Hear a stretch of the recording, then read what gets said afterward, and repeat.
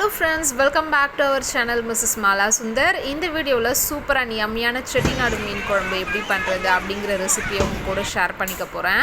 அது மட்டும் இல்லாம சுதந்திர தின நாள் அன்னைக்கு தேஜுவோட ஸ்கூலுக்கு போயிருந்தோம். அங்க குட்டீஸ் என்னெல்லாம் பண்ணாங்க அப்படிங்கறதையும் இன்க்ளூட் பண்ணிருக்கேன். வாங்க வீடியோக்குள்ள போலாம். இந்த செட்டிநாடு மீன் குழம்பு பண்ணுறதுக்கு ஃபஸ்ட்டு ஒரு மசாலா ரெடி பண்ண போகிறோம். அதுக்காக சட்டியில் 3 டீஸ்பூன் கிட்ட கடலெண்ணெய் சேர்த்துக்கிட்டேன். எண்ணெய் நல்லா காஞ்சதும் 1/2 டீஸ்பூன் சீரகம் சேர்த்துருக்கேன்.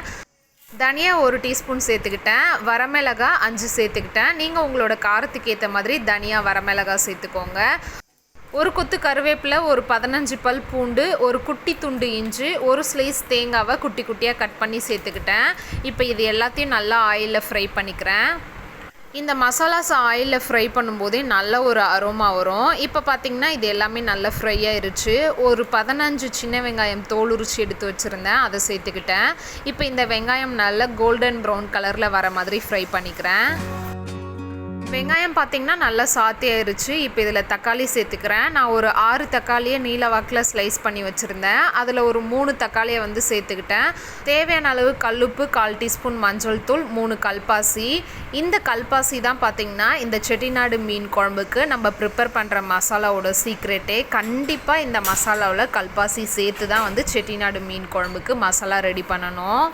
இன்னொரு சைடு கேஸ் ஸ்டாப்பரில் பார்த்திங்கன்னா மீன் குழம்பு தாளிக்கிறதுக்காக சட்டி வச்சுருந்தேன். சட்டி நல்லாவே சூடாயிருச்சு. 5 டீஸ்பூன் கிட்ட கடலெண்ணெய் சேர்த்துக்கிட்டேன். இப்போ இந்த மசாலா பார்த்திங்கன்னா நமக்கு சூப்பராக ரெடி ஆயிருச்சு. இப்போ கேஸ் ஆஃப் பண்ணிவிட்டு இது நல்லா ஆறின பிறகு நல்லா ஒரு ஃபைன் பேஸ்ட்டாக அரைச்சி எடுத்துக்கலாம். எண்ணெய் பார்த்திங்கன்னா நல்லா காஞ்சிருச்சு. 1/4 டீஸ்பூன் கடுகு சேர்த்துட்டேன். கடுகு பார்த்திங்கன்னா நல்லா பொரிஞ்சு வந்துருச்சு. இப்போ இதில் 1/2 டீஸ்பூன் வெந்தயம் சேர்த்துக்கிட்டேன். வெந்தயம் பொரிஞ்ச உடனேயே நம்ம இதில் பூண்டு ஆட் பண்ணிடணும். வெந்தயம் பொரிஞ்சு கருகிடுச்சுன்னா குழம்பு கசப்பாகிரும்.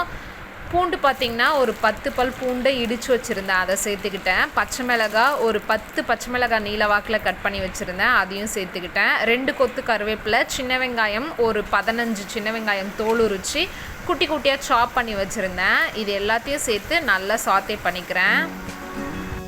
வெங்காயம் பார்த்திங்கன்னா நல்லா கோல்டன் ப்ரௌன் கலரில் சாத்தே ஆயிருச்சு. இப்போ இதில் கட் பண்ணி வச்சுருக்க தக்காளியை சேர்த்து நல்லா சாத்தே பண்ணிக்கிறேன். இந்த தக்காளி நமக்கு நல்லா குழஞ்சி வதங்கி வரணும். இதை மூடி போட்டு ஒரு 5 மினிட்ஸ் குக் பண்ணிக்கிறேன். மசாலா எல்லாமே பார்த்திங்கன்னா நல்லா ஆறிடுச்சு. இப்போ இதை மிக்ஸி ஜாரில் சேர்த்து ஒரு ஃபைன் பேஸ்ட்டாக அரைச்சி எடுத்துக்கிறேன்.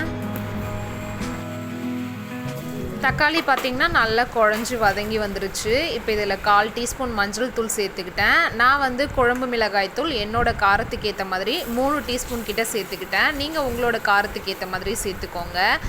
மிளகாய் தூளோட பச்சை வாசனைலாம் போயிட்டு நல்லா சாத்தே ஆயிருச்சு. இப்போ இதில் புளி தண்ணியை சேர்த்துக்கிறேன். நான் ஒரு லெமன் சைஸ்க்கு புளியை தண்ணியில் ஊற வச்சுருந்தேன். அந்த தண்ணியோடவே உப்பையும் சேர்த்துருந்தேன்.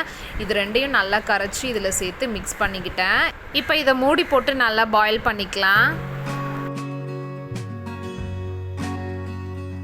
நம்ம வறுத்தெடுத்த மசாலாவை இந்த அளவுக்கு பேஸ்ட்டாக அரைச்சி எடுத்துருக்கேன். இப்போ குழம்பு பாருங்கள் நல்லா கொதிச்சிட்ருக்கு. இப்போ இந்த மசாலாவை இந்த குழம்போடு சேர்த்து நல்லா மிக்ஸ் பண்ணி விட்டுக்கலாம்.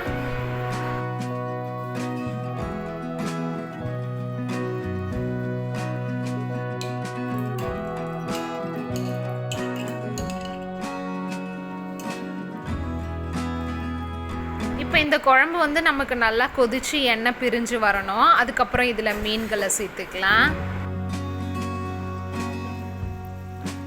குழம்பு பாருங்கள் நல்லா கொதிச்சு எண்ணெய் பிரிஞ்சு ரெடியாக இருக்குது. ஒன்ஸ் நான் இதை மிக்ஸ் பண்ணிவிட்டு இப்போ மீன் துண்டுகளை இதில் சேர்த்துக்கிறேன்.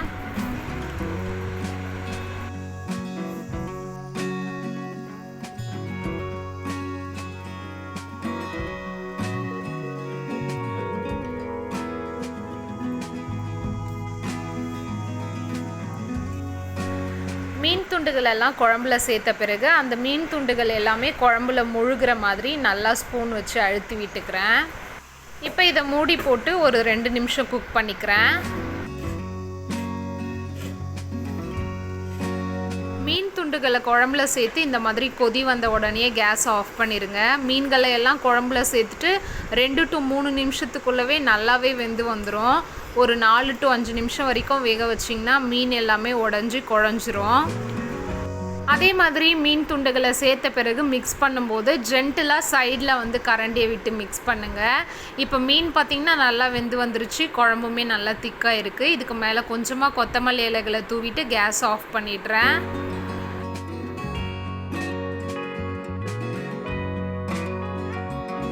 இந்த செட்டிநாடு மீன் குழம்பு பார்த்திங்கன்னா டியூஸ்டே நைட் வந்து ப்ரிப்பேர் பண்ணேன். இந்த செட்டிநாடு மீன் குழம்பு ரெசிபி பார்த்திங்கன்னா நான் ஃபஸ்ட்டு டைம் அன்றைக்கி தான் வந்து ட்ரை பண்ணனேன். டேஸ்ட் வந்து ரொம்பவும் சூப்பராக இருந்தது. முக்கியமாக என்னோடய ஹஸ்பண்டு ரொம்ப நல்லா இருக்குது அப்படின்னு சொன்னாங்க. கண்டிப்பாக உங்கள் வீட்டில் ட்ரை பண்ணி பாருங்கள். நெக்ஸ்ட் டே மார்னிங் பார்த்திங்கன்னா இண்டிபெண்டன்ஸ் டே, தேஜுவோட ஸ்கூலுக்கு வந்து போயிருந்தோம். தேஜு குட்டி பார்த்திங்கன்னா டான்ஸில் வந்து பார்ட்டிசிபேட் பண்ணியிருந்தா.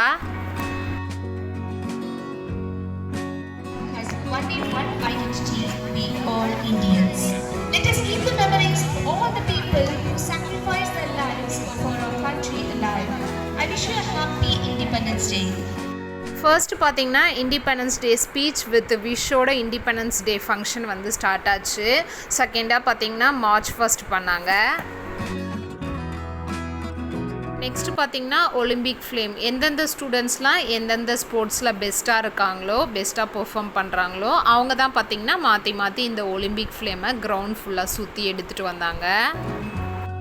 நெக்ஸ்ட்டு பார்த்திங்கன்னா ஸ்போர்ட்ஸ் டே அன்றைக்கி அவங்க ஸ்கூலில் கண்டக்ட் பண்ண ஸ்போர்ட்ஸில் யாரெல்லாம் பெஸ்ட்டாக பெர்ஃபார்ம் பண்ணாங்களோ அவங்களுக்கு ஃபஸ்ட்டு, செகண்டு, தேர்டு அந்த மாதிரி ப்ரைஸ் வித் சர்டிஃபிகேட் வந்து இஷ்யூ பண்ணாங்க. இதெல்லாம் பண்ணி முடிச்சதுக்கப்புறம் தான் பார்த்திங்கன்னா டான்ஸ் வந்து ஸ்டார்ட் ஆச்சு. எப்பவுமே எல்லா இடத்துலையும் பரதநாட்டியம் வந்து ஃபஸ்ட்டு டான்ஸாக இருக்கும். ஆஸ் யூஷுவல் அதே மாதிரியே தான் ஃபஸ்ட்டு ஸ்டார்டிங் வந்து பரதநாட்டியம். அது முடிஞ்ச உடனே ப்ரீகேஜி ஸ்டூடெண்ட்ஸ் வந்து டான்ஸ் பண்ணாங்க. குட்டி குழந்தைங்க டான்ஸ் ஆடும்போது பார்க்குறதுக்கு ரொம்ப நல்லா இருந்தது. இவங்க பார்த்திங்கன்னா எல்கேஜி ஸ்டூடெண்ட். தேஜுக்குட்டி வந்து அங்கே இருக்கா பாருங்கள். தேஜுக்குட்டி மட்டும்தான் வந்து ஃப்ளாக் வச்சுருக்கா. ஃப்ளாக் வச்சுட்டு டான்ஸ் ஆடிட்டுருக்கா பாருங்கள். அவள் தான் தேஜஸ்வி. குழந்தைங்க இந்த மாதிரி டான்ஸ் ஆடுறதெல்லாம் பார்க்கும்போது ரொம்பவும் க்யூட்டாக சூப்பராக இருந்தது. சில குழந்தைங்களாம் டான்ஸ் ஆடிட்டு இருந்தாங்க. சில குழந்தைங்களாம் அப்பா அம்மா எங்கே விட்டுட்டு போயிடுவாங்களோ ஸ்கூல்லையே அப்படின்னு சொல்லி அழுதுகிட்டே நின்றுட்டு இருந்தாங்க. சில குழந்தைங்க அழுதுகிட்டே டான்ஸ் ஆடிட்டு இருந்தாங்க. டீச்சர்ஸுமே பார்த்திங்கன்னா இவங்க வந்து ஸ்டெப்ஸ் எல்லாம் அந்தளவுக்கு ஞாபகம் வச்சுக்க மாட்டாங்க. சின்ன குழந்தைங்க இல்லையா, அவங்களும் வந்து ஃப்ரண்ட்டில் நின்று அவங்களுக்கு வந்து ஆடி காமிச்சு என்கரேஜ் பண்ணிகிட்டு இருந்தாங்க. நெக்ஸ்ட்டு பார்த்திங்கன்னா யோகா. இன்னும் நிறைய ப்ரோக்ராம்ஸ் வந்து கண்டக்ட் பண்ணியிருந்தாங்க. பட் நான் இந்த அளவுக்கு தான் வீடியோ எடுத்தேன். இவ்வளோ தான் ஃப்ரெண்ட்ஸ். இந்த வீடியோவை இதோட நான் முடிச்சுக்கிறேன். என்னோடய வீடியோஸ் உங்களுக்கு பிடிச்சிருந்தால் மறக்காமல் என்னோடய சேனலை சப்ஸ்கிரைப் பண்ணிக்கோங்க.